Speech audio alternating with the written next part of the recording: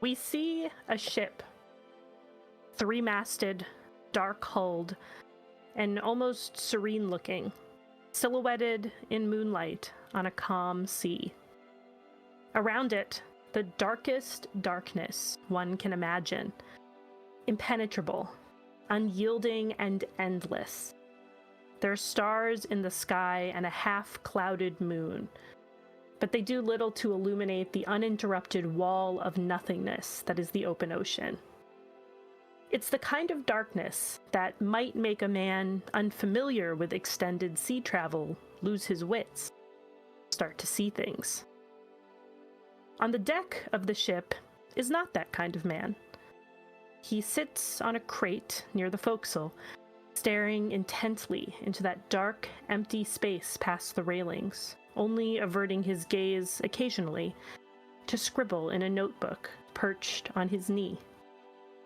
He isn't the only one awake. There's the fellow on watch in the crow's nest, but he's so far removed from the deck he might as well be in another world.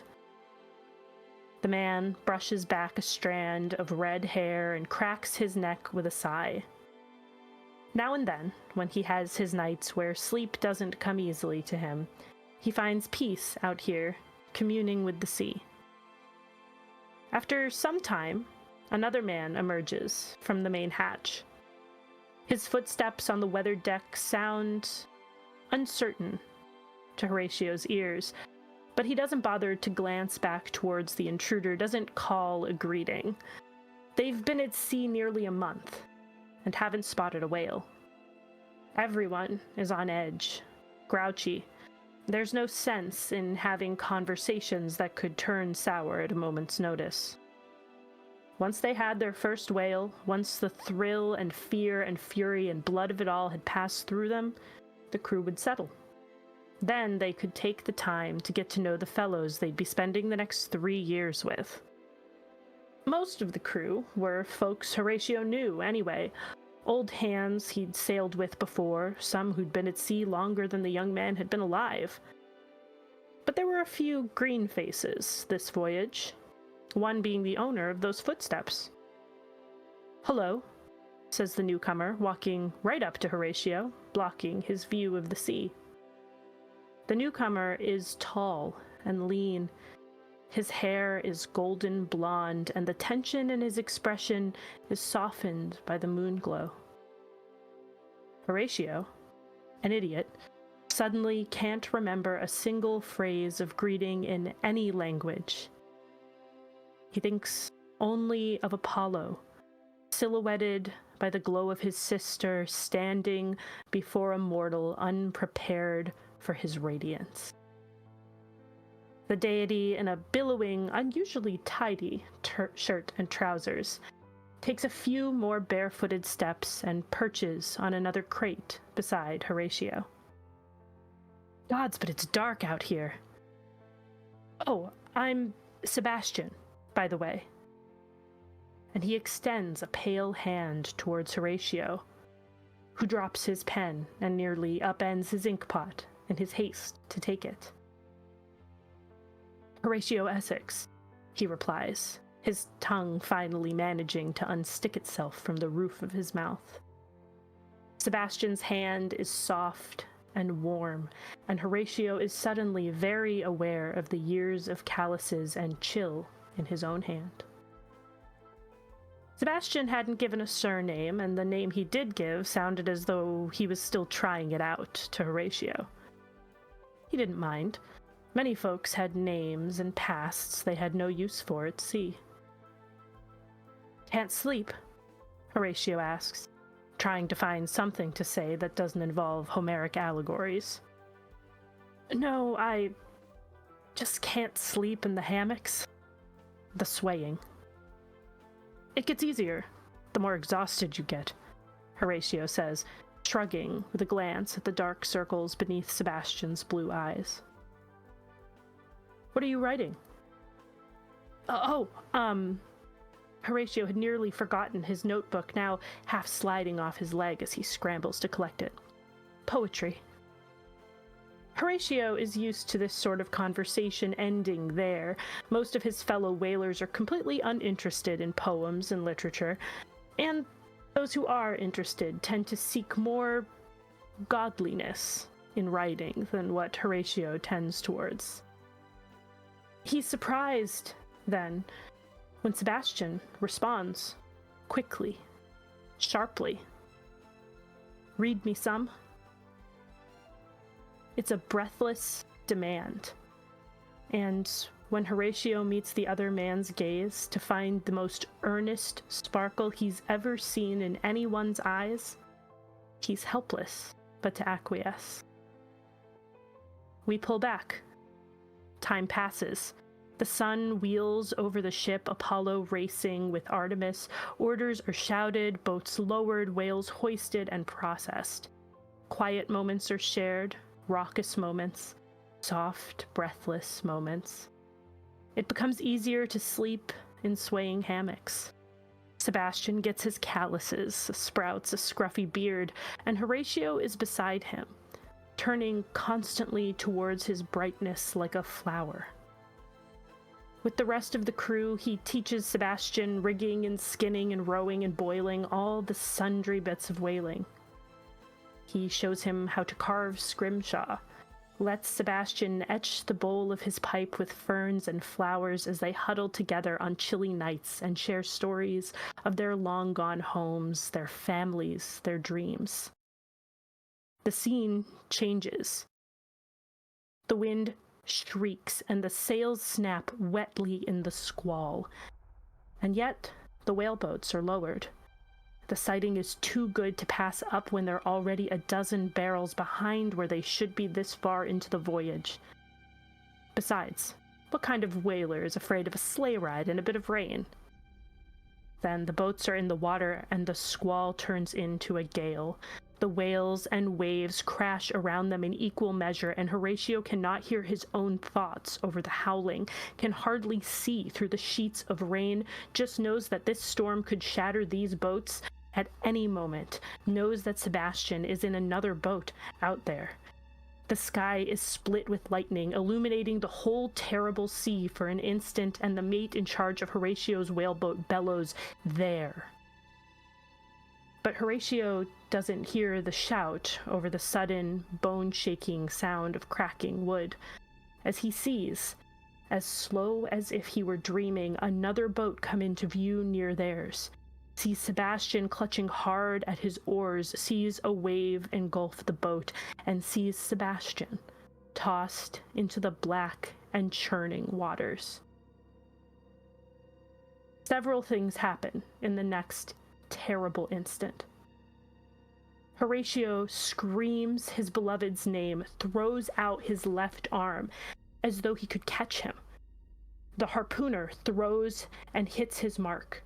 The thick, oiled harpoon rope whips up like a striking snake as the whale dives, and it catches around Horatio's outstretched arm.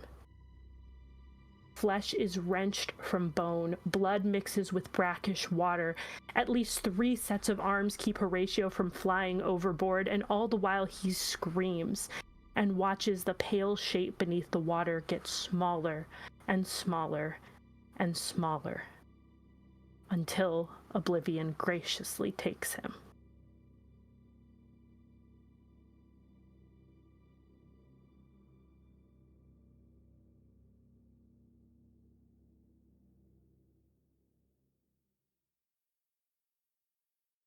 I think you're muted, Cass. You know, professional streamers. Gotta happen at least once. Welcome once more to Nerdsmith Presents Hawthorne Manor, a Trophy Dark game. I'm Cassiopeia, my pronouns are she, they. Before I pass it to my players, we'll do a little housekeeping here. Our sponsors tonight are Die Hard Dice, home to the friendliest shopkeepers in the realm, carry quality dice and accessories. Use code NERDSMITH for 10% off your next order, and be sure to let them know that we sent you. Hero Forge, Hero Forge is an online character design application that lets users create and buy customized tabletop miniatures and statuettes, releasing exciting new features every Tuesday for their pro subscribers. Use the link in chat to get your pro subscription and help support the network today. World Anvil. World Anvil is a set of world building tools that helps you create and organize and store your world setting. If you would like to check all that you can do with a Sage membership, check out the link in chat. And of course, huge shout out to our artist, Harry, at Katrina Raposan on Twitter, who made the busts for this stream. Be sure to follow them. And with that, I'll toss it to my players. Hi, good evening. I'm Eva. My pronouns are she, her, and tonight I am playing your disinherited noble, Laura, whose pronouns are also she, her.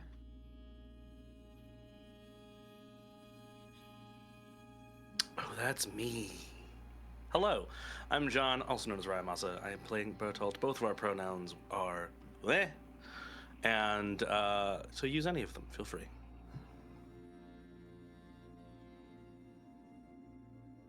Is that me? Yes, because we're going clockwise like a clock. Hello, my name is Tori. I use they, them pronouns, and you can find me all over the internet as that nerd Tori. I am playing Horatio, a sad, sad little man. He uses he, him pronouns, and he's sad. And I'm Rosie. I use she, her pronouns. Today I am playing Desaram Aram, who uses they, she, and is a mischievous little fae who is not nearly as sad as Horatio, but probably comes in second place. I think you're all second place after Horatio for how sad you are. All right. Last time you started to explore the haunted Hawthorne Manor. You met a strange man in a strange room. You were greeted by the Lord of the Manor himself, who I'm sure was not all that he appears to be. You found yourself in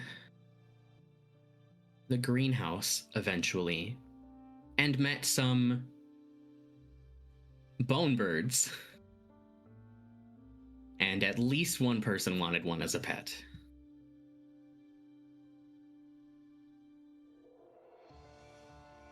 Several players. Yeah, Horatio thinks they're terrible. I want like a flock of them to live in my room. A non-zero number of people wanted them as a pet.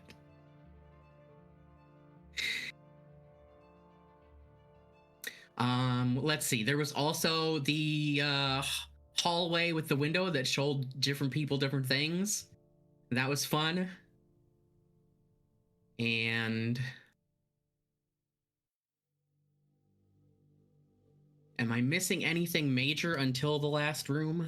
Did we talk about the ballroom? Oh, no. You did find the ballroom and saw all of the ghosts dancing, and Horatio was propositioned by a ghost for a dance. And Desarim had a moment with some keys. I got over it. Yep. I got basically better. That's true. That's true. How could I forget that? It was fine.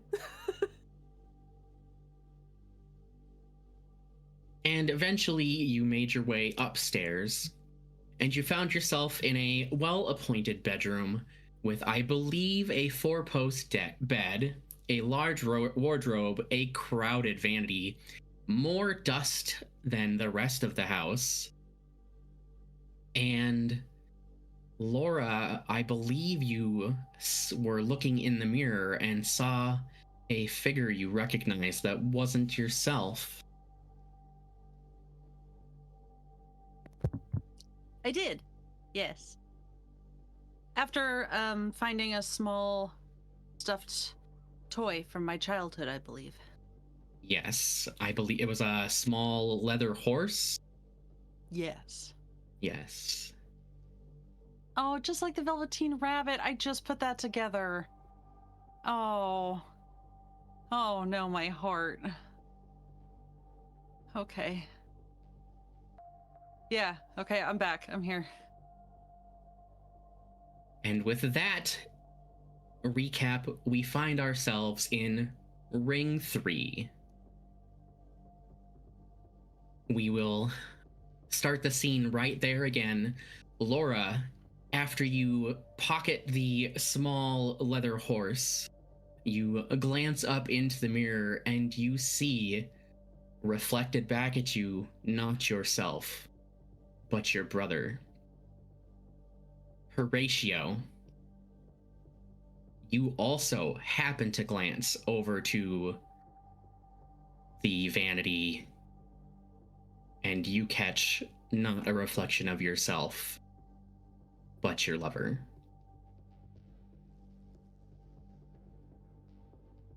I think Horatio would stop. Was he ransacking the room? Is that what he was doing? Probably. Probably. Odds He are would good. drop, let's say he was holding a picture frame or something that would make a loud noise when you drop it. And he's going to drop it and stumble like a man possessed over to this vanity and I think bodily push Izora out of the way to just put his hands on the mirror. And I think Laura's already like been reaching out towards the mirror to touch it, so just no resistance. Like she does not see him coming at all. He's not like super violent, like he doesn't throw you into a wall, but I think he just tries to walk through you like you're not there. So stunned at what she thinks she's seeing in the mirror anyway, that it's just no balance, and likely takes some of the I think I said that there were cosmetics or bottles or bric-a-brac on the vanity, so I'm sure she takes some of that with her as she crashes to the floor. Hey! Horatio does not react to you making noise or hitting the floor, but he, if you are looking at him, has immediately tears in his face, and he is speaking, whispering, mumbling softly at the mirror, Sebastian, Sebastian, Sebastian. As Laura gets back up, she's grabbing her necklace and probably using the side of the vanity to pull herself up and look back in the mirror to see if the person has changed.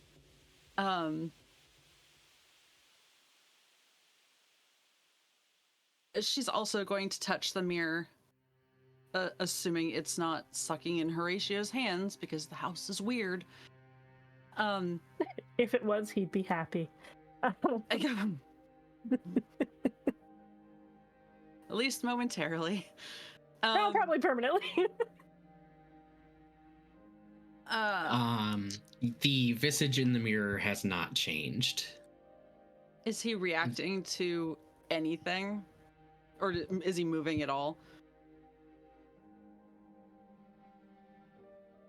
He can only creepily mirror one of our movements, so...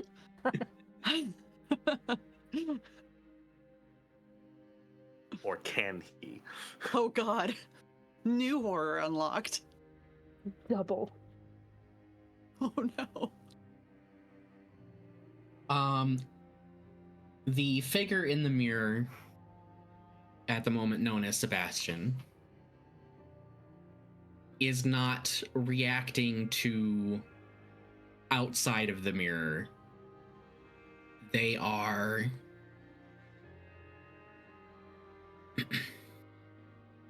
distraught looking. They are stumbling around in apparent darkness.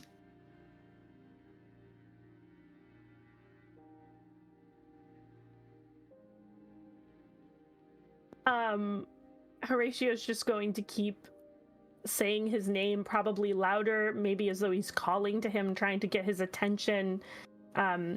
He might even bang on the mirror a little bit. I don't think he's going to break it yet. Easy. We have to and get. as soon as she says that, Laura's going to like knock on the mirror. This is great. This Um, is great. We look like insane people. This is great. it's fine. Everything's fine. Demetrius, can you hear me? Are you in there? Who are you talking to? My brother, who are you talking to? We must be seeing something different. I This is another one of those tricks, like with the window. You didn't look out the window, did you? Yes, but everybody was talking about how there were different things in the window, remember? Okay, well, I am looking at a tall, slender blonde man. Who are you looking at? A tall, slender, blonde man, but there's many of those in the world. You are looking at your brother, and I am looking at someone else. You were looking at Sebastian, which is weirdly close, and I am looking at Demetrius. Sure. Is he lost? He's Mine looks wandering. lost. He's wandering in darkness. We have to get... If we break the mirror, maybe? I mean, technically not all who wander are lost, but it sounds close enough. Yes, let's break the mirror. While Excellent. the two of them are having this discussion that is growing louder and more heated, what are the other two of you doing?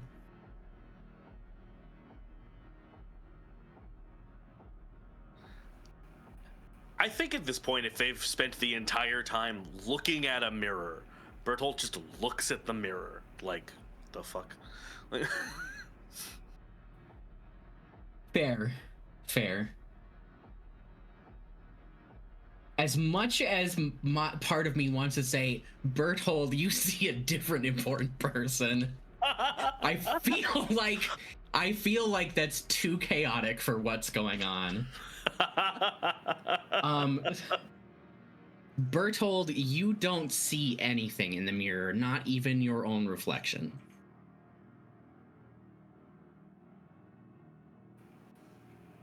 Interesting. Okay, don't like that either. I think Bertolt kind of like looks in the mirror, takes a step back, turns to Desiree, and is like, "Do you see anything in that?" What? And she'll have been like going through drawers and stuff looking for anything shiny. They do seem rather preoccupied with it. Yeah, it's an empty mirror. Oh, let me check. And she's going to like peek, not getting anywhere near them because they're having their moment, but just like until she can see the shine of the mirror. Does she see anything?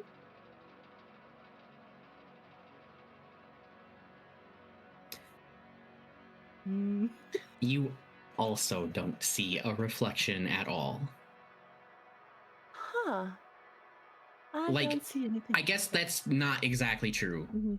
Like, the room is reflected, but you don't see No your peek. reflection or another person or anyone else. And Bertold saw this. Like, that's what also Bertold saw. It's just a reflection of the room with no people. Interesting. I don't see anything either, but we have learned that the house likes to make us see different things. So it's more weird that you and I are seeing the same thing, isn't it? Well, you know, I think Bertolt looks at the two of them, Horatio and Laura, just they seem like they're getting something out of it, and he just goes to like also hunt drawers with you. Perhaps they should break it, she'll say loud. I think that point, like, Laura has taken her hands and is like, not a direct punch because that seems unwise. So she's gonna do the smart thing and just side punch it.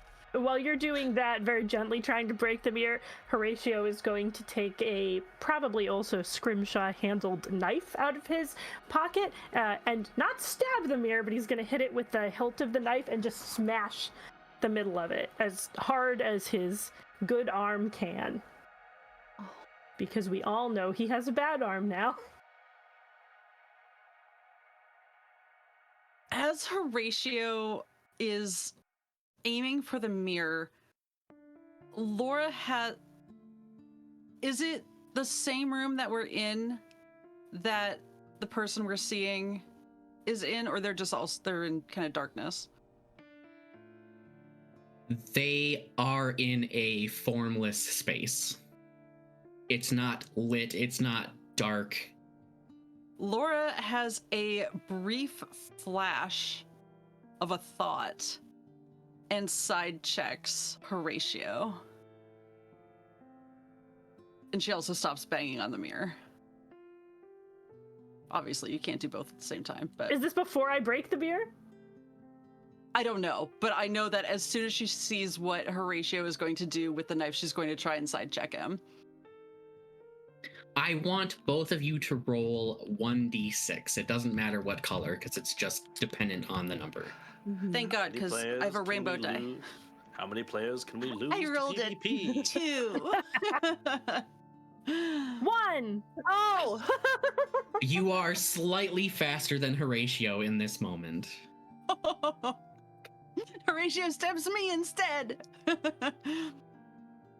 Wait, I don't think breaking it is a good idea. You said we should break it. I did. And then I remembered where we are and who's watching and what we're up against, and we don't know where he is, but he's lost and he's safe. He's safe where he is, and we can determine if this is a trap or a trick first before we go further, right? Do whatever you need to do, but if it doesn't work, I'm breaking the damn mirror. That seems fair. And she's gripping her necklace, and probably there's like half moon indentations, like she's her nails are digging into her hand on the other side.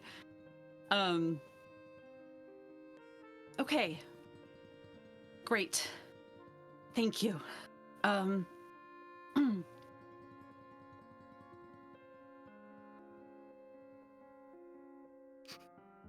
Rim, what experience do you have with magical traps? Oh, not necessarily traps, but I could determine if it's an illusion. That would be great, if you don't mind. Certainly. You're not going to try to stab me, are you, little man?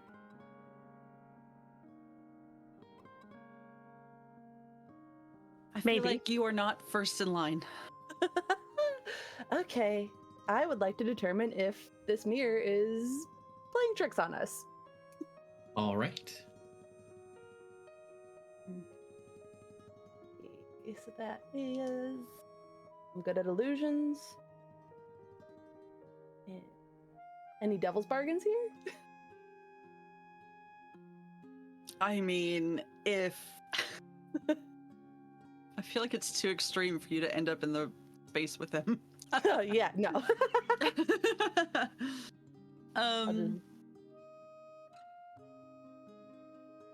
I don't think I can devil's bargain that if Horatio thinks you're going to hurt Sebastian in any way with whatever you're doing, he'll stab you, but he would. I don't know if that counts as a devil's bargain. I feel like that's still on the table regardless. That's a threat. Yeah, I feel like that's not a devil's bargain because that's just a thing that exists right That now. is just, yeah, okay. That's less a bargain and more a devil's truth, really. Yeah. The only thing I can really think for a devil's bargain is you somehow attracting unwanted attention. Ooh. Or maybe you do start to see something in the mirror that's an ugly truth. Ooh. I was gonna say something very similar. Devil's bargain. It is Sebastian, but not the way you think. Ooh. Ooh. Storyteller, how do we feel I will about come that? at you. I am unhelpful. This is not our devil's bargain. Yeah, you're This not is for devil's Desiree. bargaining Horatio. I can though. And then maybe you're not sure if we see it or not? Question mark? I don't know. Ooh. Do we like that storyteller? I do, I'm just not sure how to use it yet.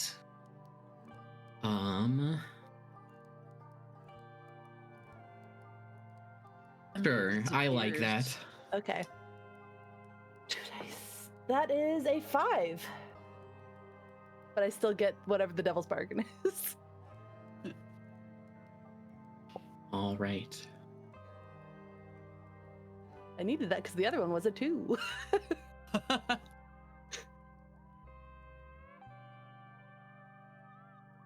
Okay. So I don't think that there needs to be an extra complication on top of the devil's bargain. So you do succeed, and I'll ask you what that looks like in a second, but when you succeed and you see what maybe was once a blonde man, but this person is bloated and rotted and long drown.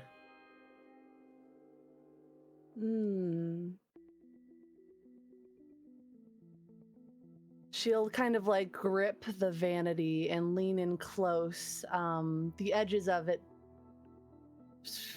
fluttering in a way that lets her know that it's an illusion, but she is taking in every inch of this image as she leans in oh so close.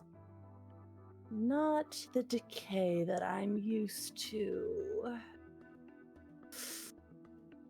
This is dark, this is deep. You sure this is someone you love? Laura has like, she's crying at this point, just quietly, but she's gonna look over at Horatio because she didn't see anything decaying that she Neither recalls. did Horatio. So he has a knife and he is going to put it very, very close to Deserim's face and say, "What the fuck are you talking about?" Figure in the mirror. Floated, drowned, bits of flesh floating away.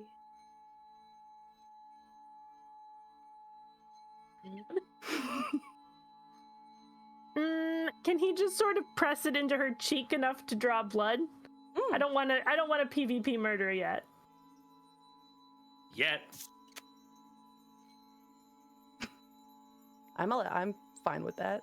I think he's going to say, "What are you talking about, you little imp?" Oh, there we go. Name calling. Love it. Get on my level, why don't you? This mirror is showing us tricks. I think it's showing me the truth. Can't. How do you know? How do you know anything you don't? I don't. So it's just your opinion, and your opinion is you want everyone here to be miserable. Hardly. You've wanted that since the beginning. When did I ever call for that? How dare you? How? You only see one, right? I only see one. Then how can that be true? I don't know whose it is between yours or his, but there is one, and they are dead. Long, long dead.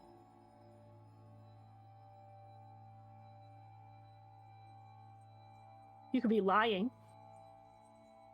What would Why be would the she benefit lie? of that? Because she has ulterior motives here. She wants something out of this. She wants us all to go mad and die and take our teeth out of our head or something. I've been nothing but truthful this entire journey. Except for when you stole from me and claimed you did didn't. not steal from you. If I had stolen from you, I would have left something for you. I would have left a king's coin under your pillow, or would a drowned rat have better suited you, little man? Ooh, that's bad. That's very bad because Horatio wants to stab you now. But I can't do that. So You can make a contested roll. Why not? Yeah. Why not?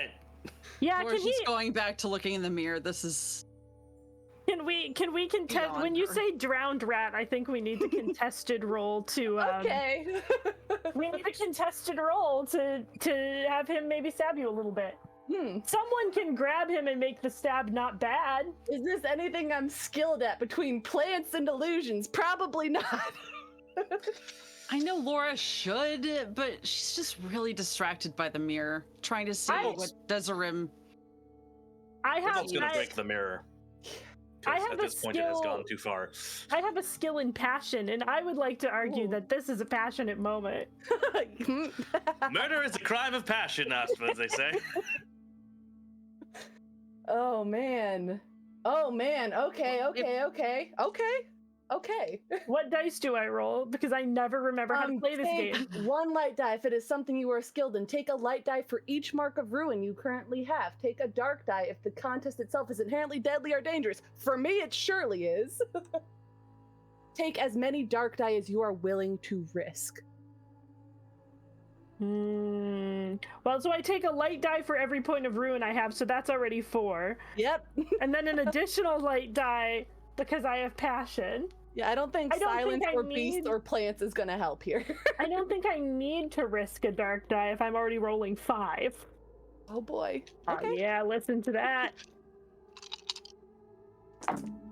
Oh Are we Okay. devil's bargaining? no, we can't on a contested roll. No. We start with whoever has the highest number of 6s. I have 2 on my light die. I only have 1 6. I win. That's probably for the best. I don't want to die here. I Not don't want like to kill this. you. You're too. I love Desiree. She's too weird. Anybody roll ones in ruin? I didn't No. have a ruin die, so. I did not. So I'm good. No good. Whew. My heart.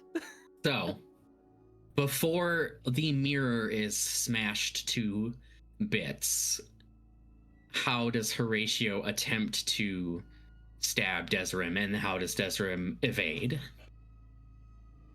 I think he had cut her cheek a bit, but I think he had pulled back just because they were talking, and yeah. But when she says drowned rat, he, I think, lunges forward and tries to stab her throat. In that moment, as Horatio lunges, she will move out of the way and use illusionary to reveal what she sees in the mirror to distract him. Just for a Okay. moment, for half a second. So Horatio, for just a short moment, you see what Desiree saw.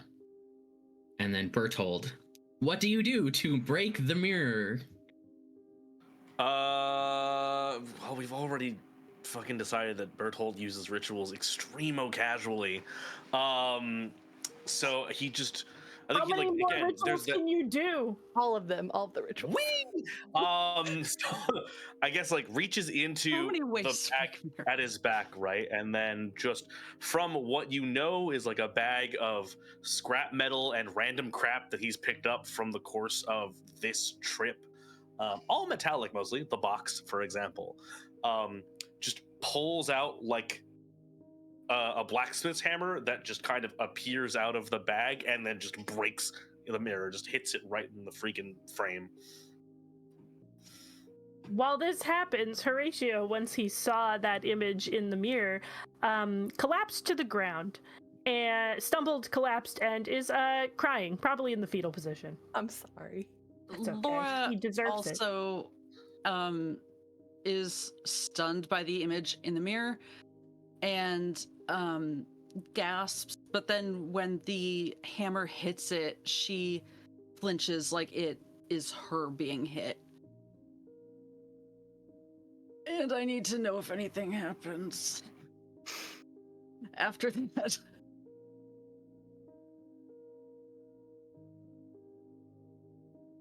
Do I need to roll shit, BT dubs? No, you're fine. Hell yeah. Nice. Bertold's just that cool. He can break a mirror. I don't know. 3 people. Somebody almost killed somebody over a mirror, so I think I'm doing pretty good on break mirror.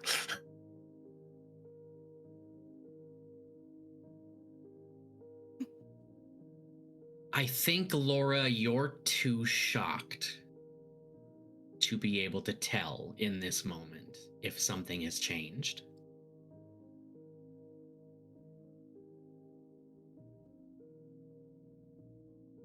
That's fair. And Horatio crumples to the ground. crying. Noises of crying punctuated with the tinkling of the glass as it hits the floor.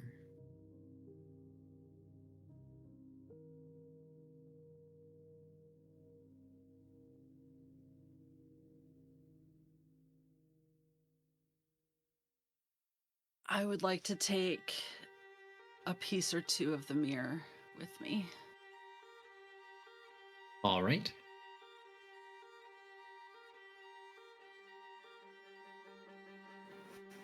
Not sure where anybody's still listening to anything this house says. Seems to just lead to more tension, heartbreak.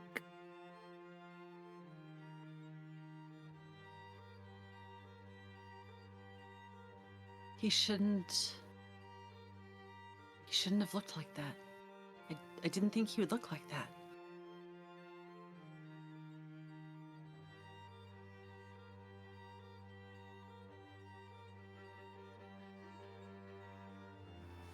Who are we talking about again? My brother.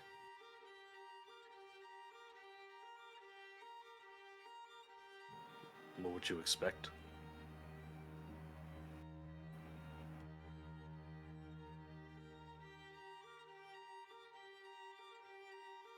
I guess I hadn't thought of it. Just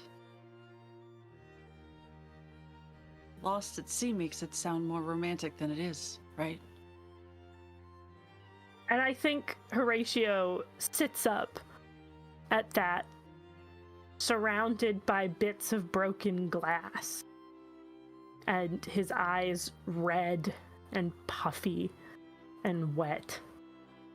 And he looks at you with confusion and says, "You saw your brother?" Yes. Lost at sea. That's the official report. When?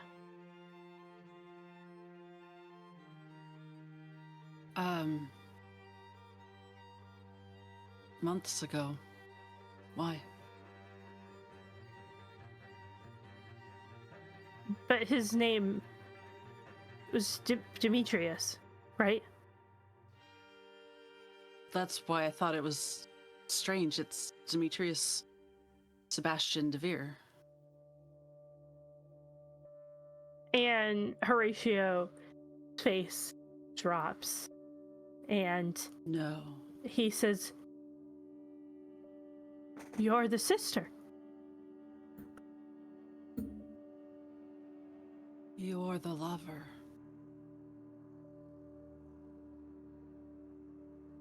And he puts his head in his hands and goes back to crying. And Laura's just gonna draw her knees up and cry also.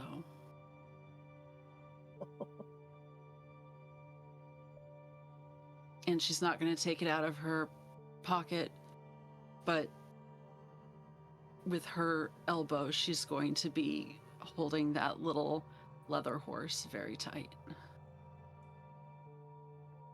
Because, of course, it was a gift from her brother.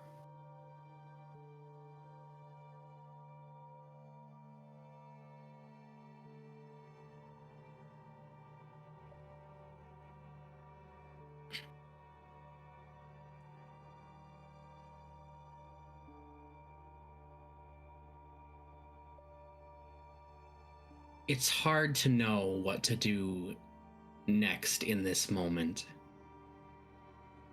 And I think,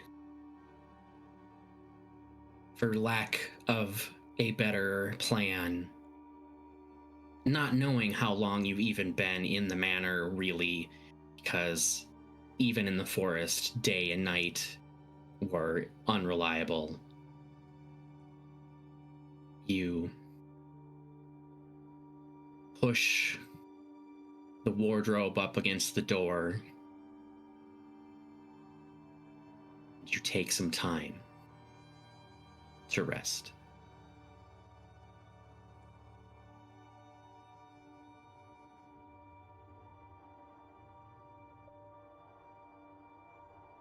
Desiree will take the ornate pillow, pretty much the only thing in her pack. Take a handful of those keys, and as she goes to rest, place the keys under her pillow, and then lay her head down. An offering.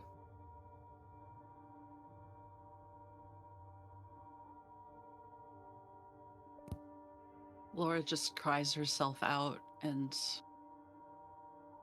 exhausted, isn't going to ask about watches or plans or anything. She's just going to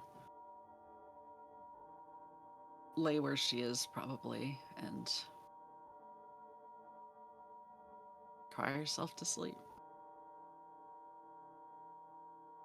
Well, we all know sleeping is not Horatio's strong suit, so he's going to sit exactly where he is on the floor, and just stay there until all of his joints hurt, and hold the largest piece of the mirror that he can find and stare at it like it's a scrying mirror until his eyes go more bloodshot than they already are, trying to see something that isn't there anymore.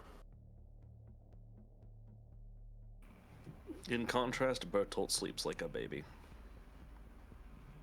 Weirdo.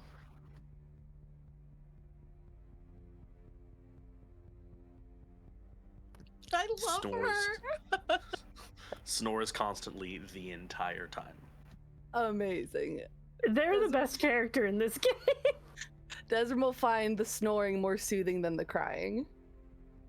Thank God. Thank you. I was kind of worried that maybe Desiree would find the crying soothing, so actually this is pleasant. No. Cool. Desiree sleeping is giving me a little peace, honestly. She sleeps like she is dead. Right, of course. Awesome. She has this cape and she is just wrapped up in it like a burial shroud. How long will it take Sebastian, Horatio, to die of lack of sleep? We'll see. It's okay, we'll just call it heartbreak.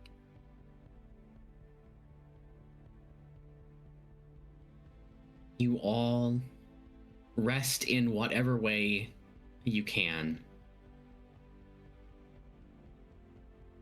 Horatio, you don't sleep really, but you sleep in fits and starts and minutes here and minutes there, mostly out of sheer exhaustion.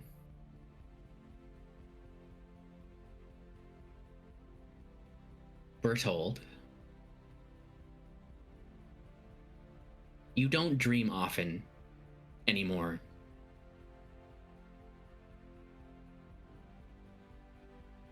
But tonight, for lack of a better word, you dream of being home, of all the comforts that brought you.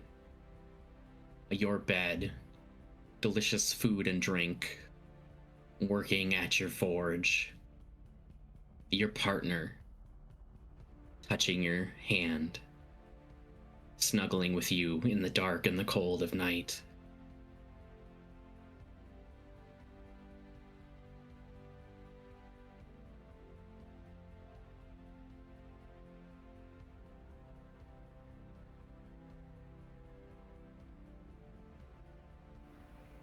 There is a reason Bertolt sleeps well.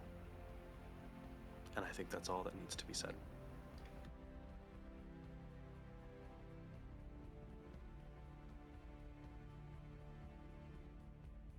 And I think, before we move to the next scene, that is where we'll take our break this week, because we have a slightly shorter episode than normal. We'll be back in 5 or so minutes, everyone. Get a drink, get your meds, take a snack, anything you need to do. Bye. Welcome back, everyone. We hope you had as good a break as we did.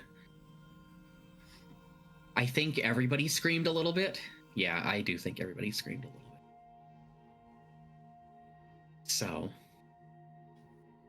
everyone is resting. Bertold is having a dream.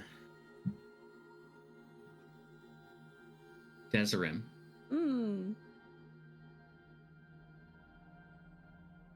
You're awoken by the sound of your mother's voice in the hallway outside the room. Oh no. What's she saying?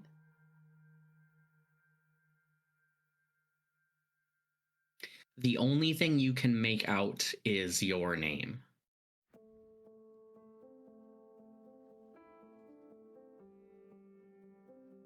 Does she sound calm or in pain?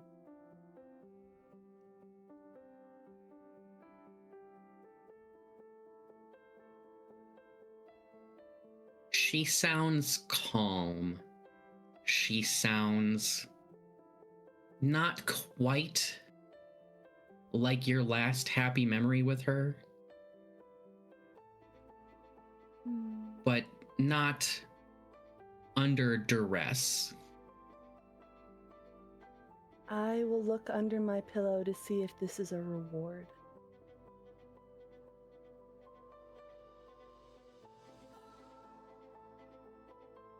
I can't tell you if this is a reward or not, but the ivory keys are gone.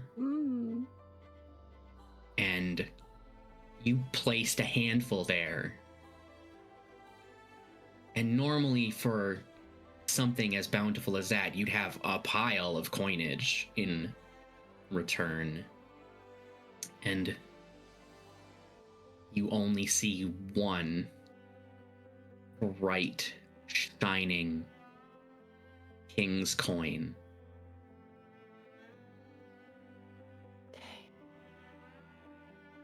I will get up silently.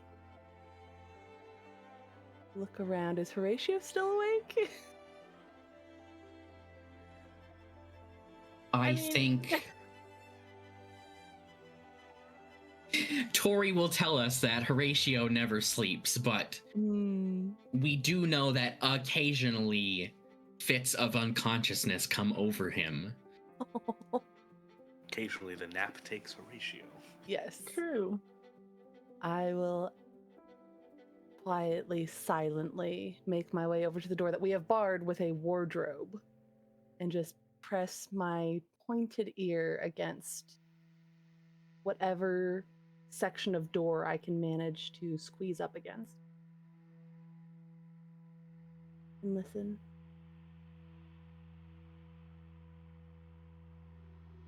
Your mother's voice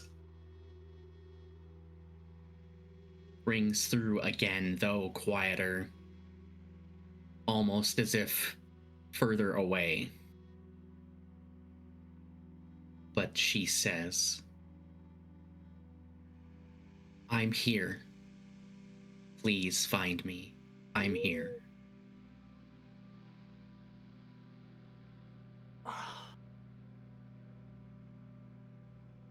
She will begin to move the wardrobe, almost possessed. Not the frenzy that we saw her take away the keys with. Not angry, but rather desperate. Just shoving it. She is so small. She is probably not getting this thing to move at all, but she's going to shove and pull and scratch at this wood.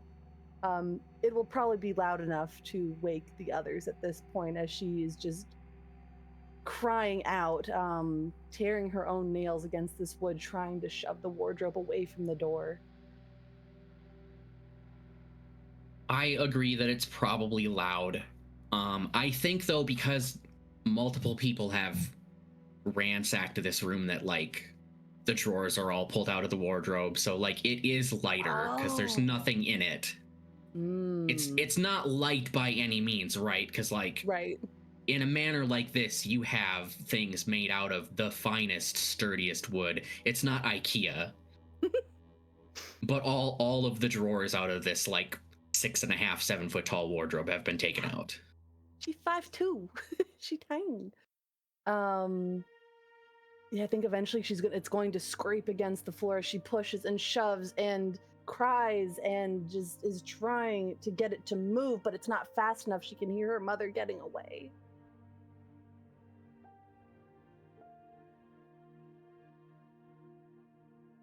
I think Horatio, who was sleeping the least, is going to look at you and say, "What the hell are you doing?" I hear her.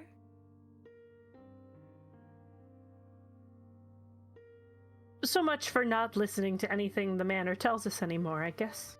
It had been just tricking our eyes. I hadn't tricked our ears yet. And he goes back to looking at his piece of mirror. She calls your name again, Desiree. Just redoubling my effort, shoving it, almost looking. In such a rare instance, she is looking to Horatio for help. She knows she will owe him. She can't quite ask, but she is looking desperately at you as she shoves, and her shoulder begins to bruise as she pushes and pushes and pushes against this wardrobe. It is beginning to make a little bit of headway. She will be able to open this door soon. Horatio rubs his finger over the piece of mirror and says, "It's probably tricking you."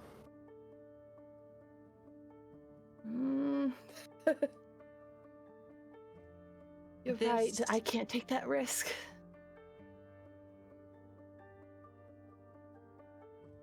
Probably enough to wake Laura at this point, who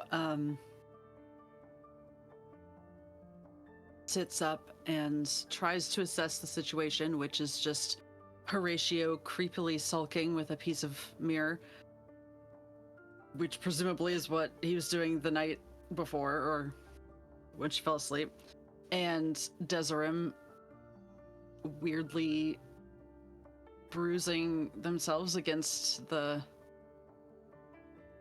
I would say what are Desiree you is doing? frantically shoving against this wardrobe. What are you doing? I can hear her. You have to go after her, please, please. I know I already owe you one favor. Do me one more and I will owe you another, please. She's getting up. All right, here. I think she sets down anything that would get in her way. If she had like a shawl or something, probably that. Hesitates just one moment while still looking at Horatio, like clocked Bertolt at some point just sleeping like a baby and was like, okay, fine. The strongest. Check. Yeah. They're fine. No one's actively woken them up. But, yeah, no, I mean, if you can sleep through it, fine. Digs in her pocket as she kind of is getting her back against the dresser and throws a very well-worn, very stained, just like with salt and some dirt, nothing weird, envelope over at Horatio. It's addressed to Laura, full proper address and everything. Here. It's from my brother. And then she's gonna help. Horatio had opened his mouth to say something, but when you said it's from my brother, he like dives at the letter like a starving dog that has been given a little treat. Oh. And he goes to open it immediately. So I think the way this happens is Laura tosses the envelope, and as Horatio dives to the letter, it is the same time we hear the of this wardrobe just being full on shoved, scraping large grooves into the floor. Desiree, you throw the door open and you burst out of the room. I look frantically around, trying to clock anyone or anything. I'm just making sure they don't like disappear down the hall or in another door. Like, I'm not going anywhere. I don't want to lose sight of anyone, really. Mm-hmm. If I can help it.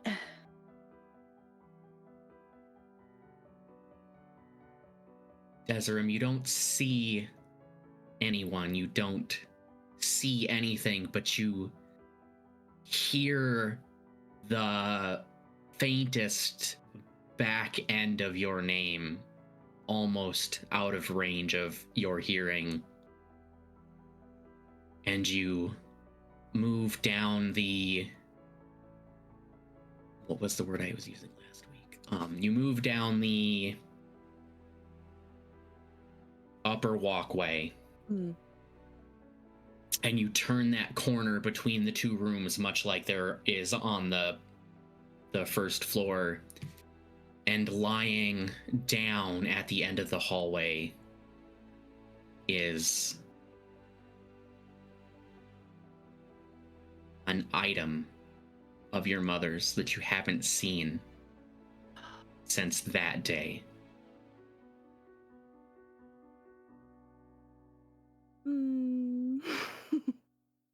I will approach it, knowing that Laura is keeping an eye on me.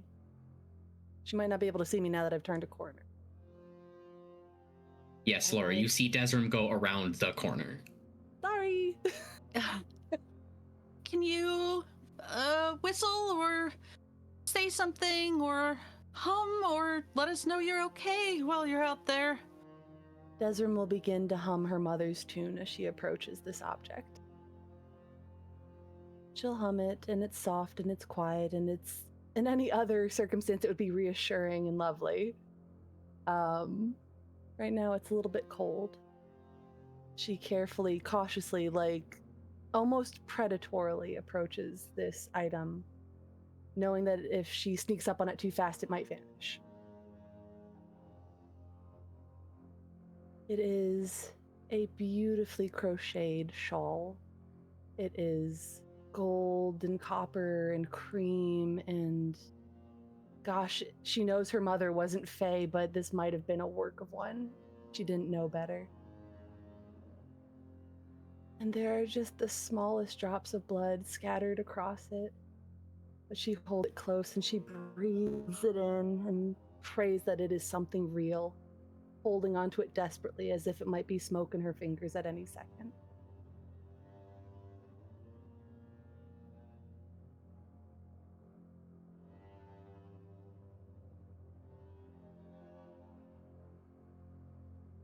It does appear to be as real as anything could be in this place, as real as the things you brought with you.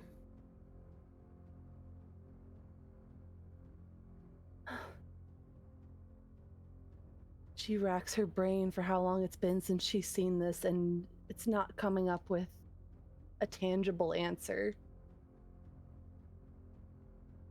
She just holds on to it, and she thinks and thinks and thinks on the last time she saw her mom, and tries to hold on to this memory, this last happy-ish memory.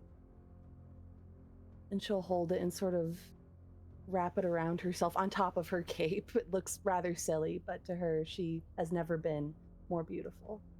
And she'll walk back to the group. Head down, any sense of mischievousness gone. She is quiet, uncommonly so. Horatio, you dive towards an envelope. You recognize this handwriting.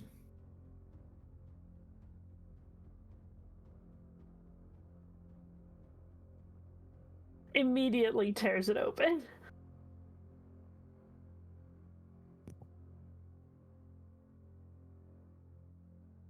Laura, what does the letter say? It is travel stained, as you can see. It is very well worn from both travel, but also the folding and unfolding of an anxious little sister hoping to hear word from her favorite brother. And you know, whaling ships, how often do they get mail out? You hope to see another ship that is maybe going back in your direction. but I'm sure you know, it's nicely dated, and I'm sure you know from then all the adventures you were having at the time, before he even gets to it in the letter. Half of it is just general excited updates and probably some surface anxieties about how he had maybe been uncertain about some of his choices that were leading him here, but he's met someone, and now he's never felt more certain about anything, because any path that could lead him to now, to this moment, with this man, surely must be the right path. And I think he details some of your lighter, you know, just sitting out on deck, and not the things you talked about necessarily, but that he could talk to Horatio, and how it was so freeing to finally have someone that he could talk to honestly, who accepted him for who he was, not because of title or station or expectation, but just him as he is. And everything is so alive in the letter. It's almost like you can hear him saying the words over your shoulder. Well, And Horatio's crying again.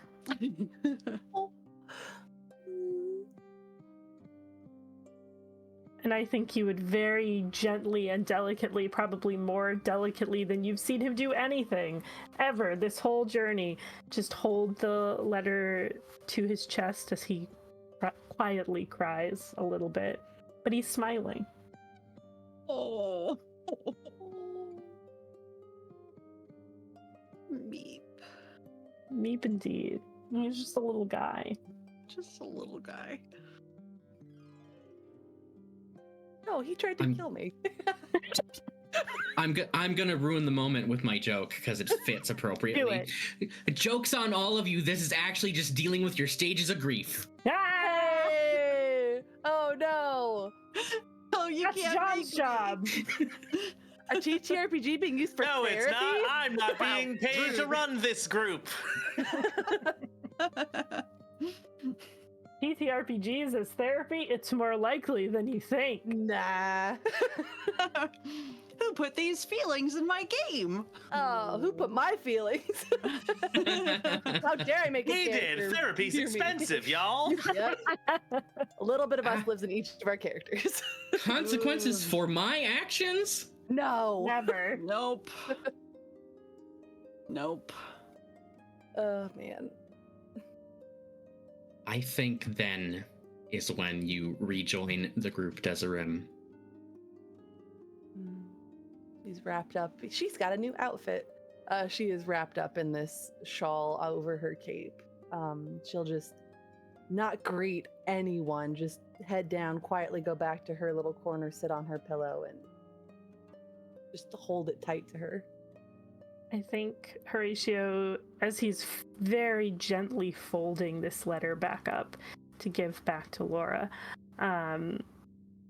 he's going to look over at Desiree and say in a very soft voice, like way softer than you'd expect, another gift from the manor. Yes, I suppose. I suppose so. A gift. A gift. It's very nice. And then he's going to fold the Big letter and watery give eyes it looking back at to you. Laura. Laura will close the door after Desiree, first of all, until Sorry. we figure out what they're doing. It's fine. Yeah, no. She's just wide happy open. Desiree's back in one piece. Probably. It's probably Desiree. She disappeared around a corner. We don't know. Who knows? It's fine. The humming like- did stop eventually. Oh Humming didn't no. stop. There was a break between the line of sight and when the humming started. She's going to put her hand, the like 2-hand acceptance of the letter, put both her hands over Horatio's and say, I know these words in my heart. If you want to hold on to this until you know them just the same, I understand. Thank you. I'll hold on to it until I see him again. And then put it in his bag. And Laura immediately turns around and starts busying herself with her stuff, I guess. Glad we're all just accepting Horatio's very normal statement that he's going to see his dead boyfriend. Weirder things Very happen. normal. Yep. Technically, you Dead? already Question did. mark? Oh, John, no. I mean, where's the lie? We'll sit and count the stitches in the shawl. I love that one of us slept all the way through that. Oh yeah, Bertold doing. Asleep. Don't Unless worry, Cass tells me otherwise. I was about to get to that. Yay! It's fine. Y'all were having a nice scene. Bertold, as that dream fades, you, in your half asleep state, only one thought really, one thought comes to you, and it is, honestly, it is what drives you. Time is running out. You know this.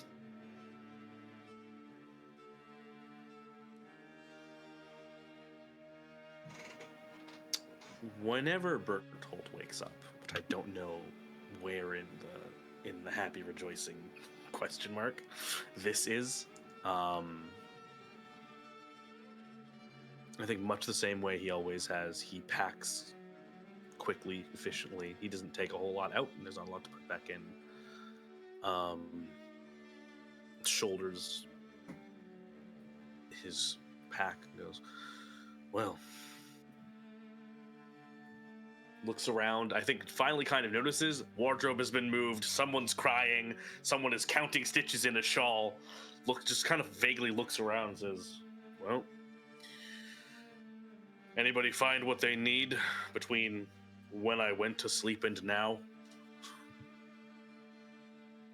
Yeah.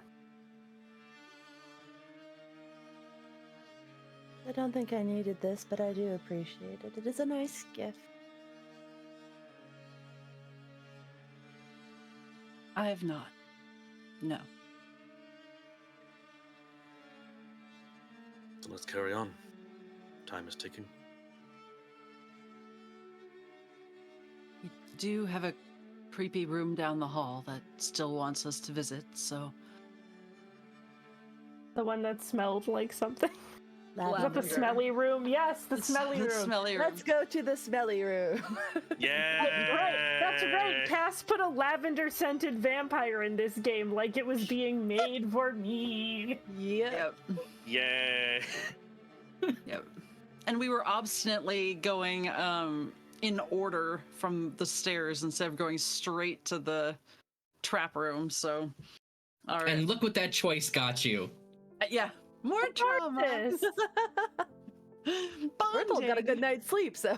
Right? Yeah, And I really think we can turn this game around and win Trophy Dark. The solution is get to Ruin 4 and then don't worry about it anymore. Yep. Uh, I'm sure that won't be a problem.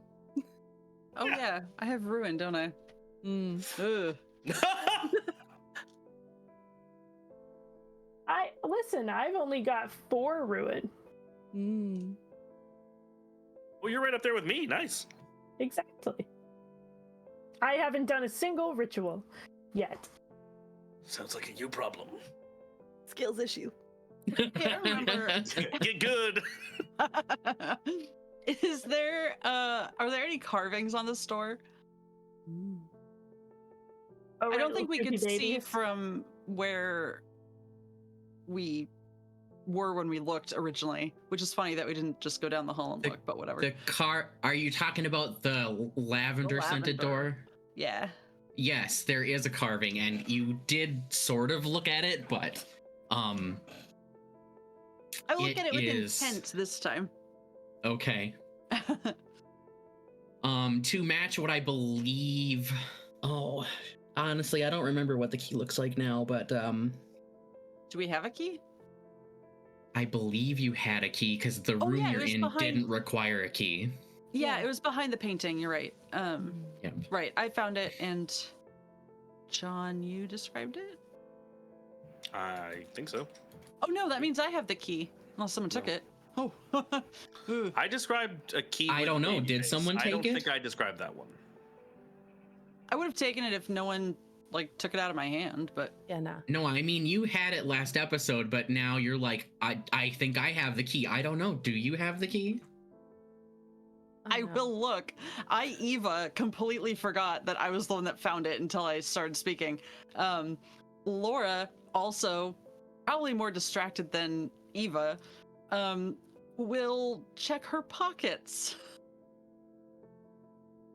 Do I still have it?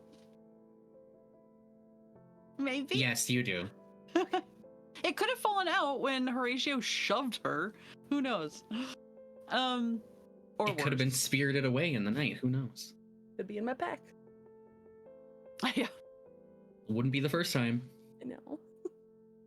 But no, you do have the key, and yes, when you step out in the hallway, on the upstairs, just can't think of that word tonight. Landing, I guess. And you look at the door that you had discovered the scent of lavender coming from. The door is another portrait in the center carved of a gorgeous woman with long curly hair.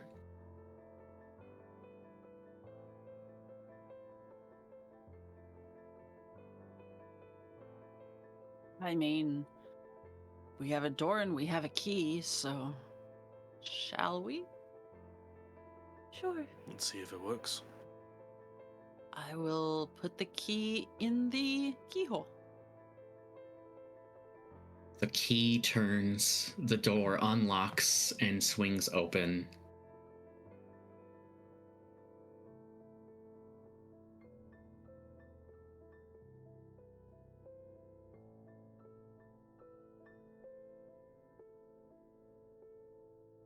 I'm so concerned.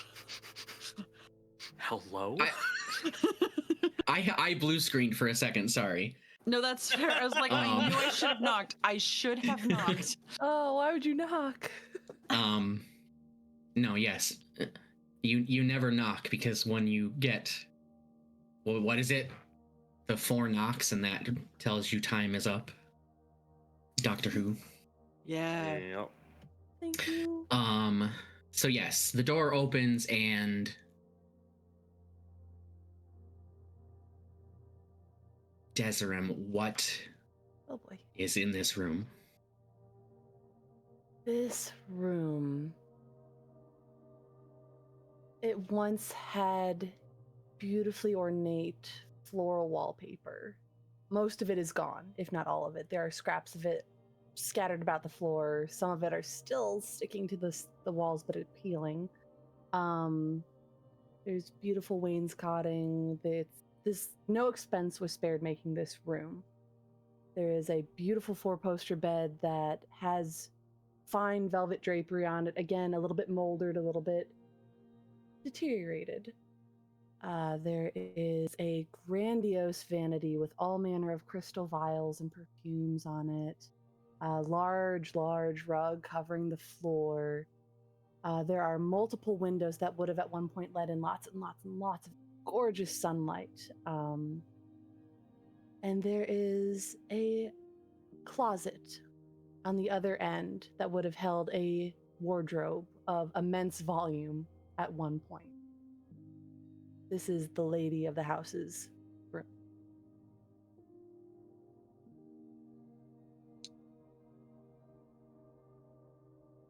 Or it was.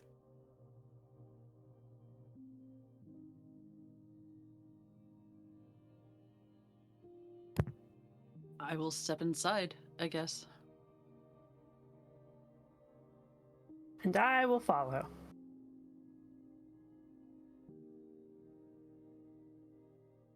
Three of you step into this room. Berthold, you step out the door that everyone took their rest in and onto that landing, that small hallway, and you find yourself in a dark room face to face with the Lord of the Manor. He grins at you, those two incisors, long and sharp. I know what you want from my house, and I could give it to you. All you must do, betray your comrades for me.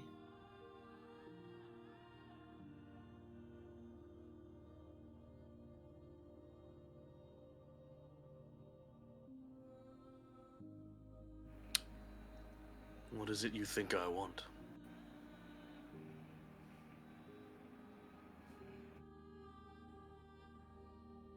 People that come here really only want one or two different things.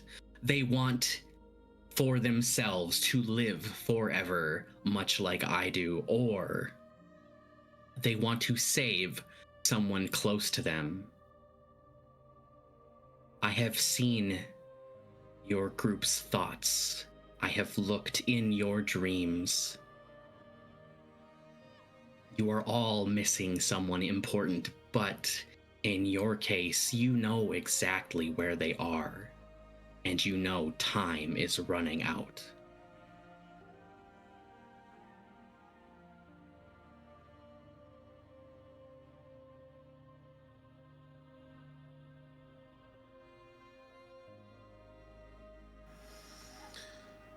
Then send me back.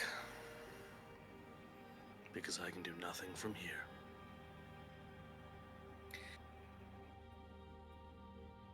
And you're standing in that hallway on that landing. And you just hear the faint chuckle of the Lord of the Manor fade into nothing.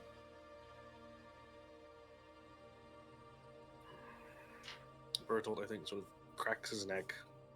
Then they walk down the hall towards the room that everyone else has gone in. Face impassable. And join the rest of the group.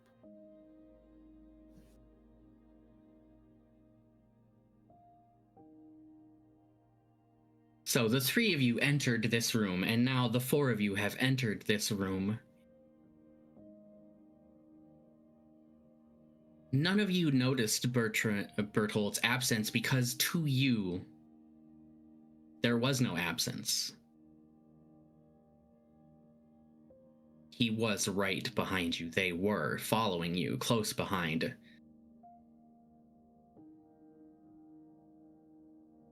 So. I hate that. What? The worst, but so good. I mean, I was like, something needs to move here, and I think Berthold's really the one to lean on in this instance. So Yeah. you have entered the ladies' room.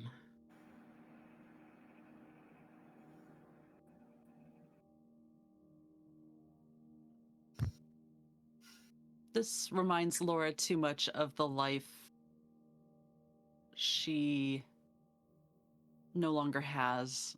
And also, honestly, she's expecting others to rifle through the important drawers and whatnot. So she's going to go to the windows and look outside. That always works out so well. Hell yeah, I'm No, it's a ransacking the terrible room. idea. Like, let's be honest. Horatio but tosses the room. Do it. Wow, who could have let's guessed? go, Horatio. I think Berthold is sort of standing by the door, sort of leaning at it, sort of eyes down the hallway as if to make sure nothing is coming up behind us, because fucking weird ass fucking room. Just like, that's a spooky bedroom? Okay, something coming from behind you, maybe.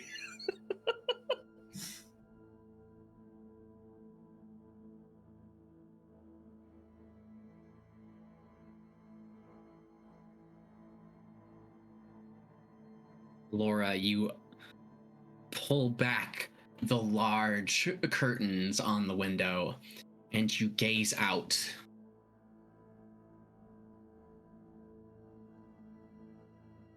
And this window shows you the scene outside your bedroom window where you grew up.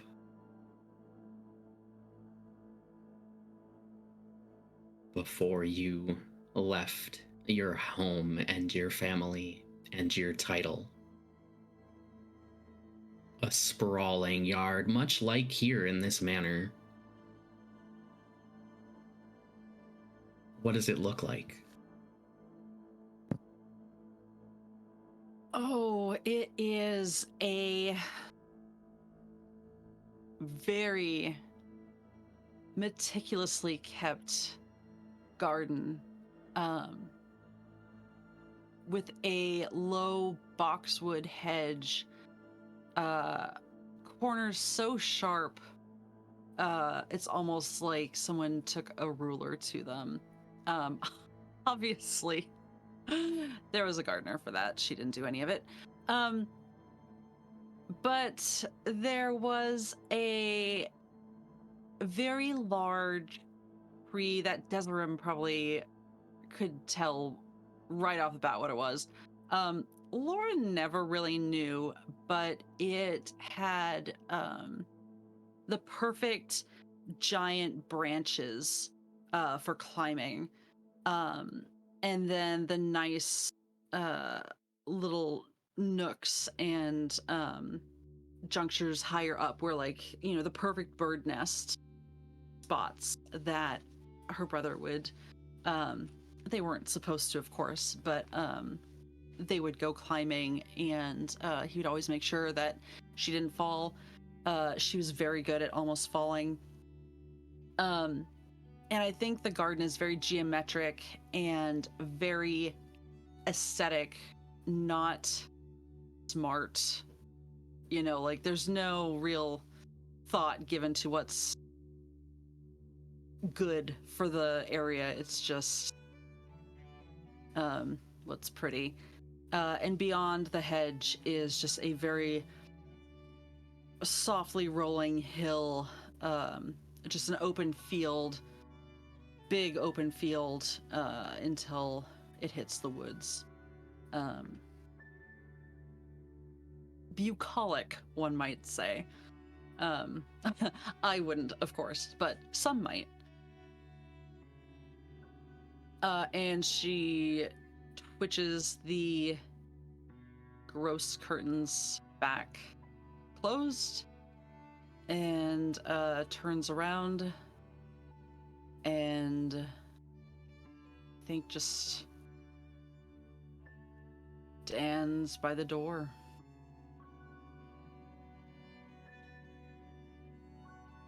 I All did right. not see a white figure out there, did I? I'm assuming. No, you did not. Okay. Just So, two things are going to happen here. Horatio, you start rummaging through everything, much like you have in every room that you've been in this manor. And you're not really looking that close because you are still preoccupied with everything that happened in that last room and thoughts of Sebastian. But in one of the smaller compartments on this vanity, you pull out a familiar item, but not an item that you carried or is from Sebastian, but an item that your companions found at the start of your adventure. You pull out a small diadem of teeth. And you instantly know that this is the same item that Desiree had taken from that locked box. And Desiree, as you notice this in Horatio's hand, Bertold, what are you doing?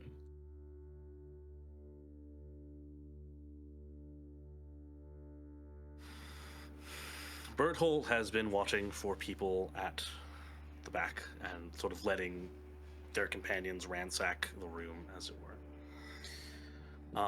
And then when she's sure that none of you are paying attention, when you found something that matters to you most, more than paying attention to the room,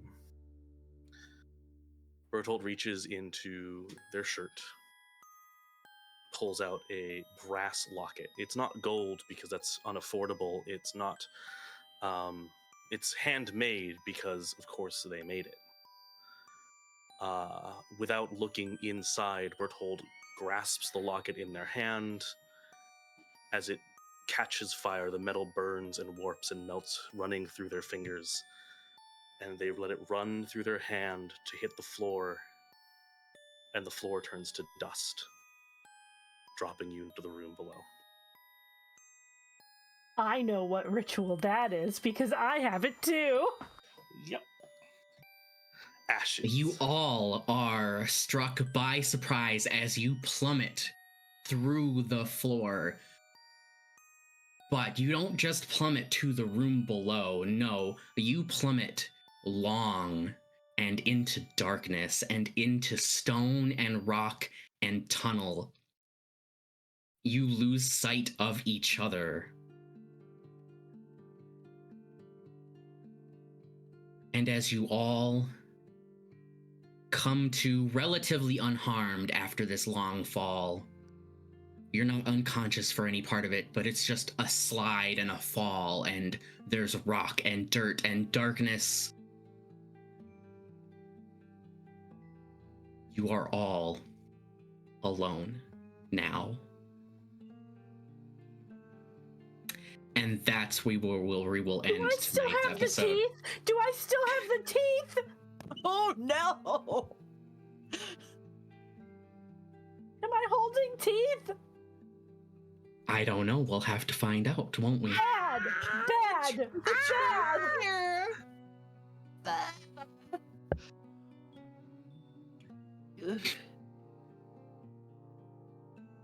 Well, I suppose it's time to wrap up for the night then. Thank you everyone for joining us here on Nerdsmith Presents Hawthorne Manor, a Trophy Dark game. There is no Dragon's Crown tomorrow, but on Saturday, we're watching D&D Honor Among Thieves in the Discord if you'd like to join us. I have been your storyteller, your game master, your lavender-scented vampire, and the haunted manor, Cassiopeia. Normally I don't plug anything, but you know what? I have an itch page. It's Cassiopeia Twilight at itch.io. I've got my games on there and a short story about vampires if you like that kind of thing. So, feel free to check it out. And I'll toss to my players once again. Hi, I'm Eva, the thoroughly traumatized. I am fine. I'll get through this. You can find me here for one more week. I'm very excited about that. And you can find me mostly otherwise over on Sword and Key, or you can find me more erratically on Twitter at the Eviscerate. I have things that I'm planning in the works, but my brain has just scattered like dust or ashes in a haunted house. So I will turn it over to the others. But thank you all for joining us. Hello, I am John and/or Ryamasa, and as usual, can't resist GMing a little bit when I'm in the player seat. Hello, I've played Plot Fulcrum Bertold today, and it's been an absolute pleasure to know that was coming. So, thank you very much for sticking. I love all the rides we've done, and secrets are fun, aren't they? As Cass said it, I reminded myself I also have an itch page that I haven't touched in several ages at this point. The only thing up on there right now are 4 weird classes for the Bullet RPG, which is a great little Weird West hack like you can find on itch as well. I think my favorite part is I could read you maybe originally if I wanted to the description of one of the classes on that page. I think that doesn't really do it justice. So if you will bear with me for a moment, I will read you one of them just to get an idea of the kind of things I'm into, the kind of things I write. But other than that, you can also find me on Paizo, contributing to Howl of the Wild, which is a book that will be releasing relatively soon. Fingers crossed, please. I don't know when off the top of my head, and if I didn't know when, I probably couldn't tell you either. But it's coming out soon. They've done a bunch of previews of the book on Pathfinders, so I'm really excited. But this is, I'll tell you a little story today. This is the Chimera. You awoke one day in the wastes, voices snarling in your head, a cacophony of different needs and instincts clashing in your mind. But above it all rose a singular driving directive: to know, to understand, and to see. You have clashed with strange bipedal creatures with sticks that belch fire and lead. Perhaps if they came to know the wastes as you did, there could be an understanding. You don't carry a gun. You've never needed one.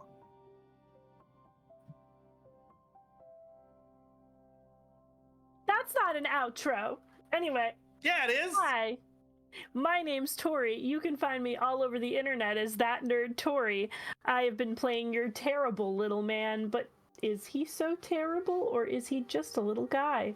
And you will be able to find me other places eventually. I'm always doing something, doing TTRPG stuff. But until then, follow me on the internet at That Nerd Tori.